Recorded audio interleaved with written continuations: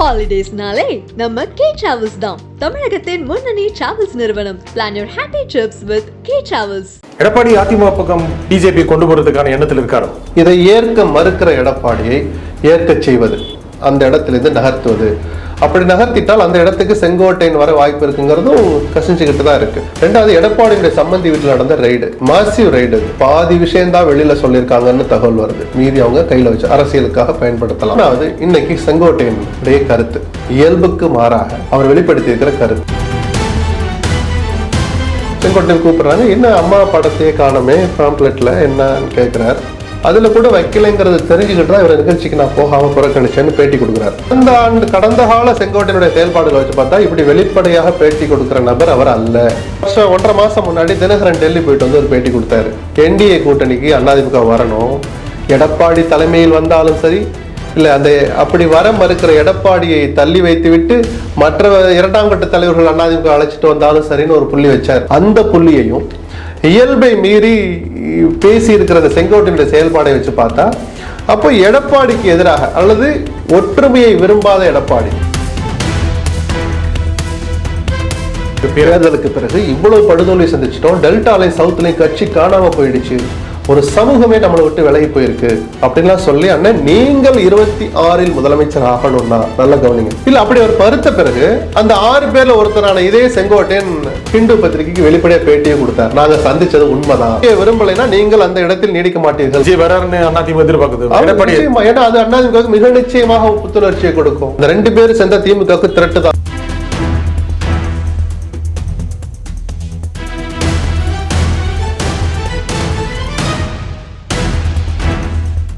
வணக்கம் ஆகாய நண்பர்களே.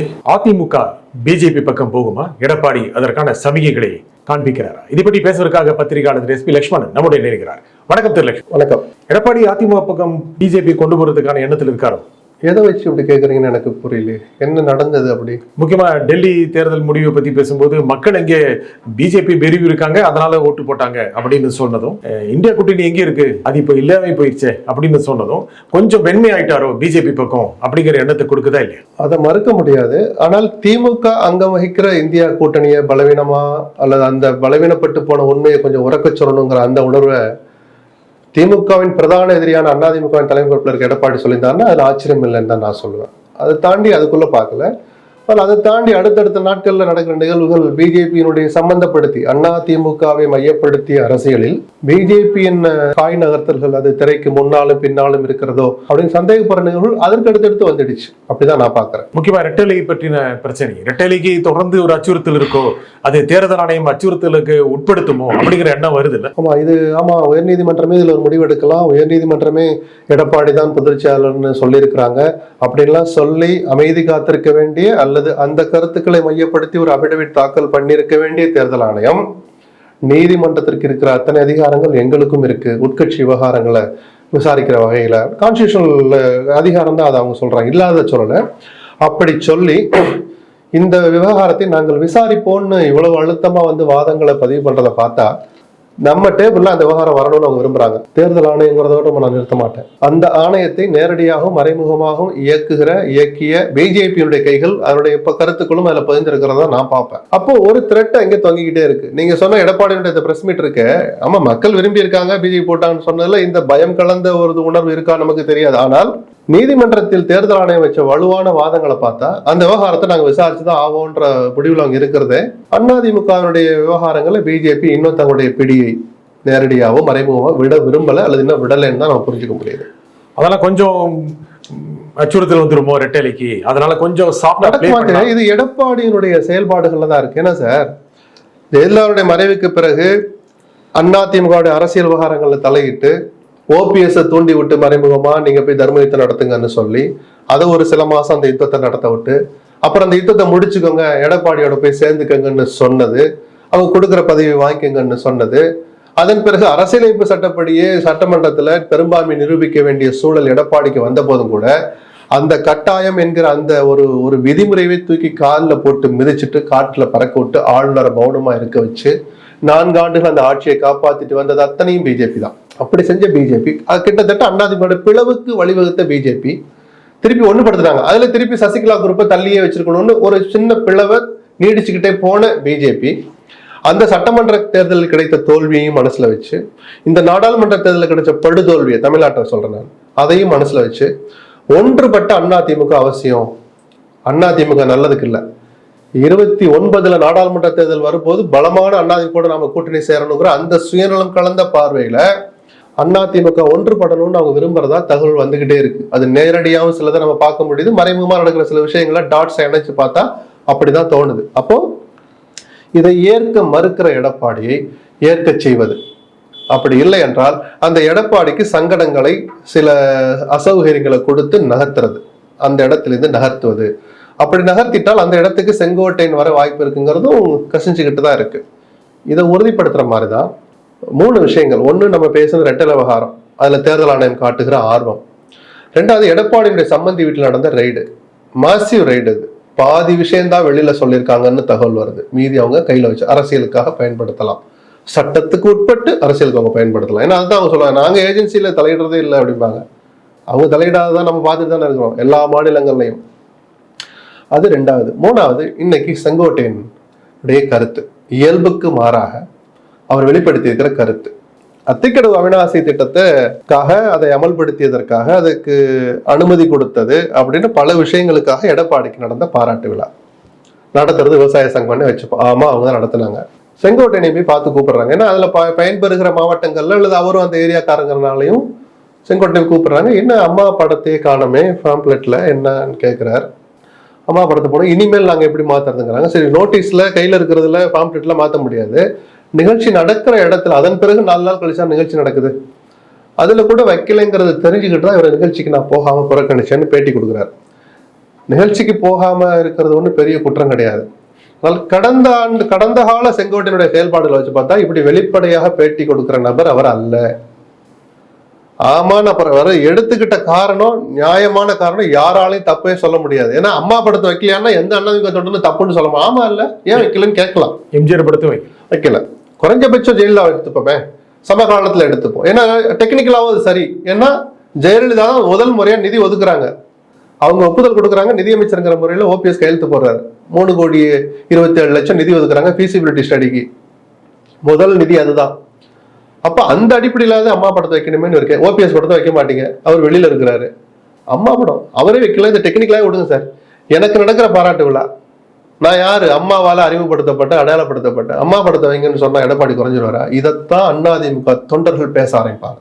ஸோ செங்கோட்டையன் எடுத்த விவகாரம் கரெக்டு, ஆனா அந்த நேரமும் அவருடைய இயல்பை மீறிய அந்த கருத்து வெளிப்படல் இருக்குல்ல, அதுதான் கவனிக்கணும். என்ன முக்கியம்? அப்போ 1.5 மாசம் முன்னாடி தினகரன் டெல்லி போயிட்டு வந்து ஒரு பேட்டி கொடுத்தாரு.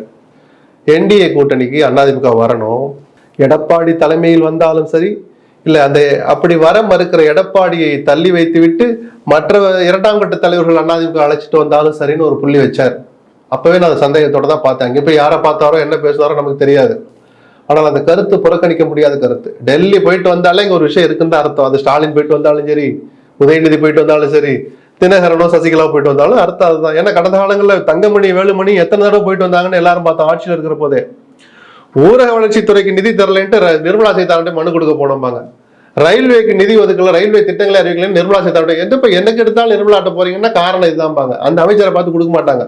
அப்ப பேசுனது ஊரக வளர்ச்சித்துறையை பற்றியோ ரயில்வே துறையை பற்றியோ அல்ல, எடப்பாடி சொன்ன செய்தியை போய் சேர்க்க போயிருக்கிறாங்க. அதே மாதிரிதான் இப்போ டெல்லிக்கு போனாலே ஒரு விஷயம் இருக்குன்னா தினகரன் சொன்ன அந்த கருத்தை நான் புறக்கணிக்க மாட்டேன். அந்த புள்ளியையும் இயல்பை மீறி பேசி இருக்கிற செங்கோட்டையினுடைய செயல்பாடை வச்சு பார்த்தா, அப்போ எடப்பாடிக்கு எதிராக அல்லது ஒற்றுமையை விரும்பாத எடப்பாடி அவரை நவர்த்திட்டு ஏதோ நடக்க போகுதோ அப்படின்னு சில வாரங்கள் ஏதோ நடக்க போற தகவல் வந்துகிட்டு தான் இருக்கு. என்னன்னு தெரிஞ்சுக்கிறதுக்கு நானும் ஆர்வமா தான் காத்திருக்கேன். 2 வார்த்தை, எடப்பாடி விரும்பாத, ஒற்றுமை விரும்பாத. ஏன் விரும்பாதன்னா, ஒரு 6 பேர் போய் சந்திச்சாங்க நம்ம சொன்னோம் இல்லையா, பல நேரம் 2024 தேர்தலுக்கு பிறகு இவ்வளவு படுதோல்வி சந்திச்சிட்டோம், டெல்டாலையும் சவுத்லையும் கட்சி காணாம போயிடுச்சு, ஒரு சமூகமே நம்மளை விட்டு விலகி போயிருக்கு அப்படின்லாம் சொல்லி, அண்ணன் நீங்கள் 26 முதலமைச்சர் ஆகணும்னா நல்லா கவனிங்க, எடப்பாடி நீங்க முதலமைச்சர் ஆனா கட்சி நல்லா இருக்கணும்னு வலுவான கூட்டணி அமைக்கிறோம் நம்ம சொல்றோம். நம்ம கட்சி வலுவா இருந்தாதான் நம்மளை நம்பி வருவாங்க, எல்லாரும் ஒன்னா இருப்போம்,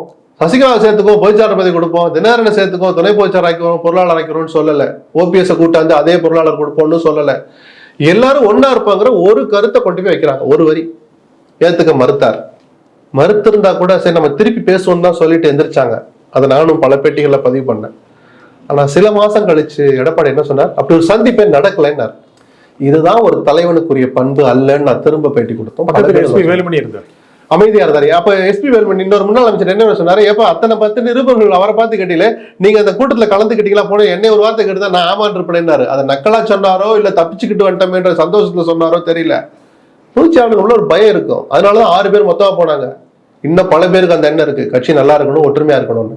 தனித்தனியா சொல்ல பயப்படுறாங்க. அப்போ அந்த சந்திப்பே நடக்கலன்னு ஒருத்தர் மறுக்கிறாருன்னா இந்த விவகாரத்தை மூடி மறைக்கணும்னு நினைக்கிறார், தன் கருத்துல உறுதியா இருக்கிறார். அதிமுக நல்லா இருக்கணும் நாம சொல்ற கருத்தை ஏற்க மறுக்கிறாருங்கிற அந்த எடப்பாடி தள்ளி வச்சா தப்பு இல்லைங்கிற மனநிலைக்கு சில பேரை தயார்படுத்துறாங்க பிஜேபின்றதான் எனக்கு கிடைக்கிற தகவல். 24 தேர்தலுக்கு பிறகு ஒரு 3 மாதம் கிடைத்து நீங்க சொன்ன மாதிரி எடப்பாடி மறுத்தாரு. அதே மனநிலை இப்பவும் இருக்கிறாரா? அந்த மனநிலையை மாற்றும்படியாக நிர்பந்திக்கப்படுகிறாரா?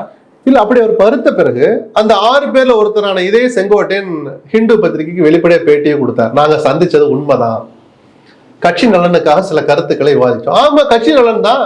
திரும்ப அதிமுக ஆட்சி வரணும்னா, அந்த அதிமுக வரணும்னா நீங்க தான் முதலமைச்சர் வேட்பாளர், நீங்க தான் முதலமைச்சரா வரணும்னா அப்படின்னு தானே பேச்சே ஆரம்பிச்சாங்க. அந்த சந்திப்பே ஒரு மறுக்கிறானா அவர் தன்னை இன்னும் மாத்திக்கல அப்படிங்கிற மனநிலையில இன்னைக்கும் இருக்கிறாங்க. ஆனா அதை அடுத்த கட்டத்துக்கு எடுத்துட்டு போக தெரியாமல் தவிச்சுக்கிட்டு இருந்த நேரத்துலதான் ஒரு சுயநலம் கலந்த பார்வையோட பிஜேபி உள்ள வருது. அவருடைய சம்பந்தி வீட்டில் நடந்த ரெய்டுகள்லாம் வெறுமனே சட்டத்துக்கு உட்பட்டது அல்ல, நெருக்கடி. அதற்கு பின்னாலும் இனிமேல் நடக்க போற விஷயங்களையும் பார்த்தா அரசியலும் அதுல கலந்துருக்கும். ஒரு ஆர்ம் ட்விஸ்டிங்க்கு அதை பயன்படுத்துவாங்களோ அப்படிங்கிற சந்தேகம் இருக்கு. பின்னாடி வரப்போறது. ஏன்னா அன்னைக்கு நடந்ததுல ஒரு பிரஸ் ரிலீஸ் வந்துச்சு, எவ்வளவு பணம் கைப்பற்றணும், எவ்வளவு நகை எடுத்தோன்னு. அது பாதிதான் ஒரு தகவல் இருக்கு. கூடுதல் விசாரணை தொடர்கிறது ஒரு சேர்ந்துதான் இருக்கும். அந்த கூடுதல் இதெல்லாம் கிடைச்சிச்சு, அதை சொல்லலாமா வேணாமாங்கிறது எடப்பாடி எடுக்கிற முடிவுல தான் இருக்கும். ஒன்றுபட்ட அதிமுக விரும்புறீங்களா விரும்பலையா? அதான் சொன்ன, எடப்பாடி நடந்துக்க போறதை வச்சுதான் வரப்போற வாரங்கள்ல அதிமுகவுடைய அரசியல் நகர்வு இருக்கும்னு நான் சொல்றேன். ஒன்றுபட்டுதான் இருக்குன்னு சொல்றாரு இப்ப கூட. ஆமா, அப்படிலாம் இருந்தா ஏன் 7 தொகுதியில டெபாசிட் போறீங்க? ஒன்றுபட்டு இருக்கிறது தேர்தலுக்கு முன்னாடி அவர் என்ன வடிவத்தை சொன்னாரோ அதே வடிவம் தான் இப்ப இருக்குன்னு சொல்றாரு. 7 தொகுதிகளில் டெபாசிட் போச்சேங்க, சொல்லுங்க. 4ஆம் இடம் போயிருக்கோம் திருநெல்வேலியில் அதிமுக. எவ்வளவு பெரிய ஆபத்து அது. அதிமுக கோட்டை, அது எனக்கு தொல்லைன்னு. திமுக நெல்லை எப்போதுமே தொல்லை தான் திமுகன்னு கலைஞர் சொல்ற அளவுக்கு அதிமுக இங்க வலுவா இருந்த தொகுதி இருக்கிற பகுதி இன்னைக்கும். ஏன் டெபாசிட் போச்சு? ஏன் 2000 ஓட்டு கம்மியாக 4ஆம் இடம் போயிருப்பீங்களா, அந்த நிலைமை ஏன் வந்துச்சு? அதே மாதிரி ராமநாதபுரமும் அவ்வளவு ஒன்றும் பலவீனமான பகுதி இல்லை அதிமுக, டெபாசிட் போச்சு. ஏன் தலைநகர் சென்னையில எலைட் கான்ஸ்டிடியூன்சி தென் சென்னையில ஏன் போச்சு? டெபாசிட் போச்சு சார். ஏன்? அப்போ ஒன்றுபட்ட அதிமுக இருக்குன்னா அப்போ 2 விஷயம் ஒத்துக்குங்க. ஒண்ணு, அதிமுக நல்லா தான் இருக்கு, ஒற்றுமையா இருக்குன்னு நீங்க நினைச்சீங்கன்னா உங்கள் தலைமை பண்பு மீது கட்சிக்காரனுக்கும் மக்களுக்கும் நம்பிக்கை இல்லைங்கிறத ஒத்துக்கோங்க. தார்மீக பொறுப்பை ஏற்கிறது இன்னைக்கு வரைக்கும் எடப்பாடி அறிக்கை விட்டாரா? விடவே இல்லை. சில பாடங்களை கத்துக் கொடுத்திருக்குன்னு முதல் அறிக்கை விட்டார், நான் பாராட்டினேன், பல பேட்டிகள்ல பாராட்டினேன். இதுதான் ஒரு தலைவனுக்கு இருக்க வேண்டிய குணம். அதற்கு அடுத்த பேட்டில இருந்து அவர் அந்த குணத்தையும் மாத்திக்கிட்டார். அதுல வாக்கு சதவீதம் எல்லாம் குறையல, 1% கூடி இருக்கு. இப்ப இப்படி பொய் சொல்ற ஒருத்தர் தலைமை பண்புக்கு தகுதியற்றவங்கிற குருமூர்த்தி சொன்ன வார்த்தையெல்லாம் நினைச்சு பாருங்க. 4 வருஷத்துக்கு முன்னாடி நடந்த அவருடைய விஷயங்களை இன்னைக்கு பொது மேடையில கொண்டாந்து எடப்பாடிக்கு எதிராக குருமூர்த்தி வைக்கிறாருன்னா என்ன சொல்ல வருகிறது பிஜேபி? மறைமுகமாகவும் நேரடியாகவும் நான் சொன்னது இதுதான். என்ன சொல்ல வருகிறது? அப்போ நீங்க ஒற்றுமையை விரும்பலைன்னா நீங்கள் அந்த இடத்தில் நீடிக்க மாட்டீர்கள். அது பிஜேபி சொன்னா அதிமுக ஏத்துக்குமா? அதிமுக ஏன் எடுத்துட்டு போறீங்க? கடந்த காலங்கள் எப்படி நடந்துச்சு? அதிமுக பொதுக்குழு கூட்டியா பிஜேபி தலையிட்டுச்சு, அதிமுக பொதுக்குழு கூட்டியா தர்மயுத்தம் நடத்தினாங்க, பொதுக்குழு கூட்டியா தர்மயுத்தத்தை முடிச்சிங்க. முதல் போன் மோடி கிட்ட இருந்து வருது, அப்புறம் தான் பொதுக்குழுவே கூடுது. நான் சொல்லல, ஓபிஎஸ் பொது மேடையில ஒத்துக்கிட்ட விஷயம். மோடி போன் பண்ணாரு, ஒத்துமையா போங்க கொடுக்கறத வாங்கிங்கன்னாரு, நான் போய் சேர்ந்தேன். மோடி சொன்னாருங்கிறக்காக சேர்ந்தேன்னாரு. இன்னைக்கு வரைக்கும் அது மோடியோ பிஜேபியோ மறுக்கல. வெளிப்படையாக சொன்ன ஓபிஎஸ் நான் தெரியாம சொல்லிட்டேன்னு சொல்லல. சோ அதுதான் நிஜம். அது சொன்னா இப்போ எடப்பாடி அப்போ மறைமுகமாக இதெல்லாம் ஏதோ இப்ப எடப்பாடியை நவுத்திட்டு அண்ணாமலையா இங்க அதிமுக போய்ச்சராக போறோம்னு சொன்னாதான் அந்த கட்சி விவகாரத்துல தலையிடுறது சில்மிஷம்னு சொல்லலாம். ஏற்கனவே பண்ண பாவமோ அந்த பாவமோ தவறோ அதை சரி பண்ணி ஒரு பரிகாரம் பண்றாங்கன்னு தான் நான் எடுத்துக்குவேன். எப்படி அதிமுக சிதைச்சிங்க ஒரு காலத்துல, ஒன்றுபடுத்துறோம்னு சொல்லி திரும்பவும் தினகரனை சசிகலாவை தனியாவே வச்சிருந்தீங்க, அதை வேடிக்கை பார்த்தீங்க. இன்னைக்கு அது தப்புன்னு புரிஞ்சுக்கிட்டீங்க, அப்போ ஒன்றுபடுத்த முயற்சிக்கிறாங்க. அப்போ அது தமிழ்நாட்டு நலனுக்கு அதிமுக நல்லா இருக்கணுங்கிற அந்த அடிப்படையில இதை நான் வரவேற்பேன். செங்கோட்டையினுடைய இந்த ரிவோல்ட், இந்த மாதிரி கருத்து எதிர்கருத்து அப்படிங்கிறது அந்த காய் நகர்த்துதலுடைய ஒரு வெளிப்பாடா? முதல் புள்ளின்னு நினைக்கிறேன். மறைமுகமான புள்ளி தினகரன் கொடுத்த பேட்டி. வெளிப்படையான முதல் புள்ளினா தன் இயல்பை மீறி செங்கோட்டையன் வெளிப்படுத்திய அந்த வார்த்தைகள் தான். ஏன்னா இது ஒரு நிகழ்ச்சியை புறக்கணிக்கிறது, கலந்து முடியாம 2 கல்யாணம் காது குத்துப்பா தவிர்க்க முடியல வர முடியலன்னு சொல்லிட்டு போறது வேற.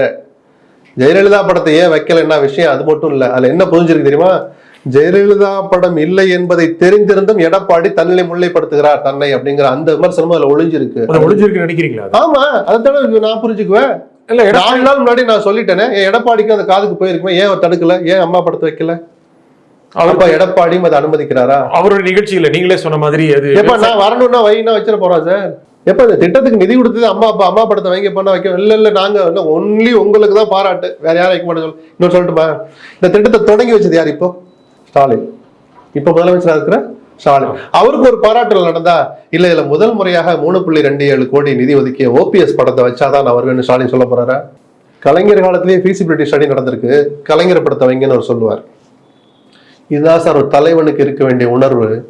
யாருடைய சீட்ல நம்ம உட்கார்ந்துருக்கிறோமோ அந்த சீட்டு கிடைக்க யார் காரணமோ வழிகாட்டியா வைக்க, நடத்துறது அவங்களா இருக்கட்டும். வழியை செஞ்சிருப்பாரு அத. இல்ல அவரு அம்மா படத்தை வைக்காதீங்கன்னு எடப்பாடி 100% சொல்லியிருக்க மாட்டார். ஆனா வைக்கணும்னு ஒரு கோரிக்கை வந்த பிறகு மௌனமா இருந்தாருங்கிற அந்த விமர்சனம் இப்ப எடுபடும்னு சொல்றேன். அந்த விமர்சனங்களை அதிமுகவை ஒற்றுமைப்படுத்துவதற்கு செங்கோட்டையன் மூலமாக பிஜேபி பயன்படுத்தினால் தவறல்லங்கிறது என் கருத்து. சரி, இணக்கமா போறாரு எடப்பாடி, காட்சிகள் மாறும். அதனாலதான் வரப்போற வாரங்கள் நடக்கிறத தெரிஞ்சுக்கிறதுக்கு நான் காத்திருக்கிறேன்னு சொல்றேன். இப்ப அவருடைய சமிகைகள்லாம் சரி, நானே அதுக்கெல்லாம் சில விஷயம் இல்ல, அது ஒரு விஷயத்த சொல்லிட்டார். இன்னும் அடுத்தடுத்து எப்படி நடந்துக்கிறான்னு பாப்போமே. இல்ல, முதல்ல கட்சி ஒற்றுமையாக இருக்கு பல தடவை சொல்றாரு. கட்சி ஒற்றுமைங்கிறது OPS வரதோ, சசிகலா வரதோ, இல்ல வேற கட்சியில் இருக்கின்ற வேற கட்சி நடத்தி கொண்டிருக்கின்ற TTV வரதோ இல்ல, கட்சி ஒற்றுமையா இருக்கு. உங்களுக்கு என்ன வேணும், கூட்டணி அமைக்கிறோமா, அதுக்கு தயார். இது போதும்ல. கூட்டணி உங்களை நம்பி யார் வர்றா? 7 இடங்களில் டெபாசிட் போன கட்சியை நம்பி எப்படி பெரிய கட்சியில் வரும்னு ஒரு கேள்வி இருக்குல்ல. அப்படி வர வைக்கணும்னா அதிமுக முதல்ல வலிமைப்படுத்தணும் தான் அந்த 6 பேரும் போய் கேட்டாங்க. இந்த நிமிஷம் வரைக்கும் அந்த கருத்தை அவர் ஏத்துக்கலையே. அவரு பிஜேபி வருது, பிஜேபி வர சொல்லுது, அதிமுக கூட்டணிக்கு வாங்க, உங்களுக்கு ரெட்டலை பாருங்க. முதல் பாயிண்ட், நாங்க கூட்டணிக்கு வருவோம் அப்படின்னு பிஜேபி வைக்கல. நமக்கு கிடைக்கிறதோ அது சேர்த்தா வருது. இன்னும் சொல்லுவேன், சட்டமன்ற தேர்தலில் பிஜேபியோட கூட்டணி வைப்பது தற்கொலைக்கு சமம். அதனால ஒரு பிரயோஜனம் கிடையாது. ஆனா நாடாளுமன்ற தேர்தலில் பிஜேபியோட கூட்டணி வைக்கிறது மிகப்பெரிய பலம். அந்த வாய்ப்பை எடப்பாடி தவறு விட்டுட்டார். சட்டமன்ற தேர்தலில் அது தேவையற்ற சுமைதான். வெற்றி தோல்வி அந்த தொகுதியிலே முடிஞ்சு போயிடும். 5000 ஓட்டு 6000 ஓட்டு தான் டிஃபரன்ஸ் வருதுன்னா அந்த 6000 ஓட்டு சிறுபான்மையினர் 10,000 பேர் ஓட்டு போடலாம், முடிஞ்சு போச்சு கதை. பிஜேபியோட கூட்டணி வைப்பது ஆபத்து ஆபத்து ஆபத்து. ஆனால் நான் சொன்னது உட்கட்சி விவகாரத்தை பத்தி மட்டும் தான் சொல்லிட்டு இருக்கேன். என்டிஏக்கு வரதை பத்தி நான் பேசல, அதை பத்தி நமக்கு கவலை இல்லை. நீங்க உடைச்சிங்க, நீங்க சேருங்க. சேர்க்க வராங்கன்னா அதை நான் ஏத்துக்க மாட்டேன் எடப்பாடி சொன்னா அது இந்த கட்சிக்கு செய்கிற துரோகம். ஆனா பிஜேபி அது மட்டும் இருக்காதுல்ல, நீங்க ஒற்றுமை இருங்கிறது மட்டும் இல்ல, நீங்க கூட்டணிக்கு வாங்க, அடுத்த சட்டப்பேரவை தேர்தல் ஒன்னா சந்திக்கலாம். ஆமா, அப்படி கேட்பாங்க. அப்படி கேட்கிற போது தங்களை முதல்ல அவங்க சுயபரிசோதனை பண்ணணும்னு நான் சொன்னேன். 60 இடங்கள் எங்களுக்கு வேணும் அப்படின்னாங்க. 6 இடத்துல நிக்கிறதுக்கு முதல்ல தகுதி இருக்கான்னு முதல்ல பிஜேபி தன்னை சுயபரிசோதனை பண்ணணும்னு சொன்னேன். அப்படி எல்லாம் வந்தா அதிமுக வலுவா இருந்தாதான் நீங்க பிஜேபி ஏத்து குரல் கொடுக்க முடியும். சரிதானா? நீங்க தவறுகளை பண்ணிட்டு வழக்குகளை உங்க மேல வச்சுக்கிட்டு பிஜேபிக்கு பணிஞ்சு போகாம இருக்குன்னா கட்சி முதல்ல வலுவா இருக்கணும். சுயநலத்துக்காக அதிமுக பார்வையிலிருந்து பாருங்க. அதிமுக பலமா இருந்தால் அதிமுக தான் நல்லது. நீங்க யாரையும் எதிர்த்து அரசியல் பண்ண முடியும். அப்போ ஆனா பலமா தான் இருக்கு, ஒன்னும் பிரச்சனை இல்லை. இந்த அப்படி இருக்குன்னு சும்மா சொல்லிட்டு போனா எப்படி சார்? யாரும் கவலைப்படாதீங்க, நான் வலுவான அணி வைப்பேன், பிஜேபி விட்டு வந்துட்டேன்னு கவலைப்படாதீங்கன்னு சொன்னார் தலைமை காலத்துல. நானே ஆச்சரியப்பட்ட தீர்மானம் போட்டு வெளியே வந்தாங்க. யாராவது வந்தாங்களா அவங்கள நம்பி? தேமுதிக உங்களால பாமக கூட்ட முடிஞ்சதா? சொல்லுங்க சார். நிரூபிக்கப்பட்ட உண்மைகளை வச்சு நம்ம பேசிட்டு இருக்கோம். எடப்பாடிக்கு தகுதி இல்லைன்னு நம்ம சொல்லல. உங்களை நம்பி யாரும் வரல, அதிமுக நம்பி வரல. இப்ப எப்படி வருவாங்க? நீங்க இன்னும் பலவீனப்பட்டு போயிட்டீங்களே. 7 இடங்கள்ல டெபாசிட் போச்சு, கூட்டணியோட சேர்த்து 9 இடங்கள்ல டெபாசிட் போச்சு தேமுதிகவை சேர்த்தீங்கன்னா. அப்ப எப்படி நீங்க கொடுக்கறத கேட்டுட்டு வருவாங்களா? பாமகவோ இல்ல விஜயோ சேர்க்கிறேன்றீங்க. விஜய்க்கு வாய்ப்பு இருக்கா? இல்ல, அரசியல்ல எதுவும் சாத்தியம். அதுல விஜய்க்கு ஆரம்ப கட்ட வெற்றி கிடைக்கும், நிரந்தரமான தோல்விதான் கிடைக்கும். விஜய் தன்னுடைய பிம்பம் உடப்பட்டு போயிடும். யாருமே தெரியல இருந்தாலும் அவர் வருவாரு, மாற்று அரசியல் இல்லைன்னாரு, இது ஒரு நாகரிக அரசியல்னாரு. எகைன் அதுதான் 2 பேரும் பிடிக்கல இருந்தாலும் புது கட்சி தொடங்குறாரு. இல்லாட்டி திமுகலையோ அதிமுக பிஜேபி போய் சேர்ந்துருப்பார்ல. யாரு சரியில்லை இருந்தாலும் தனி கட்சி தொடங்குறார். விஜய் வராருன்னு அதிமுக எதிர்பார்க்குது. ஏன்னா அது அதிமுக மிக நிச்சயமாக புத்துணர்ச்சியை கொடுக்கும். அந்த 2 பேரும் சேர்ந்த திமுகவுக்கு திரட்டு தான், தோக்கடிச்சிருவாங்கன்னு நான் சொல்லல. அடுத்த கட்டம் முதல்ல ஒரு திரட்டு வைப்பாங்க. அதிமுக ஒரு உற்சாகம் வரும், விஜய் தன் பிம்பத்தை இழப்பார். ஆனால் அதிமுக அது பிரயோஜனப்படும். விஜய் ஒரு 10 இடங்கள் ஜெயிக்கலாம். ஆனா விஜய் கட்சியில வர தகவல்கள் அவரை முதலமைச்சராக ஏற்றுக்கொள்கிறவர்களுடன் தான், அதனாலதான் பிம்பம் உடையுன்னு சொன்னேன். அப்படி சொல்லிக் கொண்டிருக்கிற தாவேகா எடப்பாடி முதலமைச்சர்னு சொல்லி அந்த அணியில போய் சேர்ந்தாங்கன்னா விஜயனுடைய பிம்பம் உடைப்படும் சொன்னேன் நான். ஆனா அப்படி விஜய் தரப்புல சொல்லப்படுறது கூட ஒன்று பேரத்துக்காக அல்லது தன்னை நிலைநிறுத்திக் கொள்வதற்காக. அது இதெல்லாம் புரியாதவங்களா மக்கள்? விஜய்க்கு இருக்கிற அரசியல் அறிவை விட கொட்டாம்பட்டியில இருக்கிற ராமசாமிக்கும் குப்புசாமிக்கும் அதிக அரசியல் அறிவு இருக்கு. அதுதானே இவர் ஏதோ பெருசா ராஜேந்திரமா நினைச்சிட்டு இருக்காருல்ல, ஒரு செகண்ட்ல ஊதி தள்ளிட்டு போயிடும் ஆலமரத்தில் கொஞ்சம் பாத்தியா அப்படின்னு பேசுற அளவுக்கு அரசியல் தெளிவு இருக்கு. ஏன்னா முதலமைச்சராக நான் தான் அதிகாரத்தை கொடுப்பேன்னா இப்ப போய் சேர்ந்துட்டான் அப்படின்னு தான் பேசுவாங்க. பிம்பம் உடைப்படுதா? ஆனால் அந்த விஜயும் அண்ணாதிமுக சேர்ந்து அதே கொட்டாம்பட்டி சுத்தி இருக்கிற மேலூர்லயோ திருப்பத்தூர்லயோ நத்தத்திலயோ நின்னா ஜெயிக்க வாய்ப்பு இருக்கு. நல்ல கவனிங்க. விஜயனுடைய பிம்பம் அடிபடும். தாவேகா சார்பாக ஒரு எம்எல்ஏ தேர்ந்தெடுக்கப்படலாம். தற்காலிக வெற்றி கிடைக்கும். நிரந்தரமான இமேஜ் அடி உள்ளும் சொன்னேன். விஜய் முதல் தேர்தலில் தனியா போகணும், வாக்கு சதவீதத்தை நிரூபிக்கணும், இப்படி எல்லாம் சொல்லப்படுறது. இன்னும் 10 வருஷம் வெயிட் பண்ணி அரசியல் அதான் சார். இதெல்லாம் தாக்கு பிடிக்கிறீங்களான்னு பார்க்கணும். சீமான் மேல 1000 விமர்சனம் இருக்கலாம். தாக்கு பிடிச்ச தனியா நிக்கிறாருல, யார் வேணாலும் பின்னாடி இருக்கட்டும், யார் வேணாலும் பணம் கொடுக்கட்டும், நின்று காட்டுறாருல, யோ பதவியே வராட்டியும் பரவாயில்லையா, நான் தனியா நிக்கிறேன், ஓட்டு போடுறேன், போடாதான் போ அப்படின்னு சொல்ற அந்த விஷயத்த நான் எப்போதுமே மதிப்பேன், பாராட்டியிருக்கேன். அந்த ஒரு பொறுமை கலந்த ஒரு காத்திருப்பு விஜய்க்கு இருக்கான்னு பார்க்கணும். எல்லாரும் சீமான் ஆக முடியாது, ஆக கூடாதுன்னு சொல்லுவேன். அதிமுக விஜய் பேச்சுவார்த்தை நடந்துருச்சு, கூட்டணி அமைய போகுது, இந்த மாதிரி தகவல் எல்லாம் மறுக்கணும் அப்படிங்கிறதுக்காக விஜய் தரப்பு இருந்து தகவல் கசி விடப்பது இல்ல. ஏன்னா அவங்க கட்சியை பலப்படுத்திட்டு இருக்காங்க, நிர்வாகிகள் போட்டுட்டு இருக்கிறாங்க. ஏப்பா நீங்க போய் அதிமுக போய் கூட்டணி நிற்கிறதுக்கு நாங்க எதுக்குப்பா தனியா கட்சி ஆரம்பிச்சிட்டு இருக்கணும், 10,000 1 லட்சம் செலவு பண்ணின்னு அந்த ஒரு அலட்சியமோ ஒரு என்ன சொல்றது ஒரு சுய பாதுகாப்பற்ற தன்மையோ வந்துடக்கூடாதுங்கிறதுக்காக கூட இந்த செய்திகளை கசிய விடலாம். வெற்றி வாய்ப்பு இருக்கு நீங்களே சொல்றீங்க. அலையன்ஸ் வந்தா வெற்றி கிடைக்கும். தற்காலிக வெற்றி. 10 எம்எல்ஏ வேணுமா இல்ல கோட்டையை பிடிச்சு நீங்க அதிகாரத்தை கொடுக்கணுமா? 10 எம்எல்ஏ இருந்து அடுத்த கோட்டையை பிடிச்சுக்கலாம். அதைத்தான் நான் சொன்னேன். முதல்ல தற்காலிக வெற்றி கிடைக்கும், உங்களுடைய பிம்பம் அடிபடும். அடுத்த முறைன்னு நம்ம ஒரு வரையில கடந்துட்டீங்க. 5 வருஷம் இருக்கு, கரைச்சு குடிச்சு ஏப்ப விட்டுருவாங்க பெரிய திராவிட கட்சி எல்லாம். புதிய கட்சியை வளர்றதை அனுமதிக்க மாட்டாங்க. அது பிஜேபி ஆகட்டும், திமுக ஆகட்டும், அதிமுக ஆகட்டும். வளர்ந்த கட்சியினுடைய இயல்பான குணங்கள்ல அது ஒண்ணு. இந்த நிகழ்ச்சியில் உங்கள் கருத்தில் குறிப்பிட்ட லட்சுமணன் மிக்க நன்றி. நன்றி. மீண்டும் ஒரு நிகழ்ச்சி சந்திப்போம். நன்றி, வணக்கம்.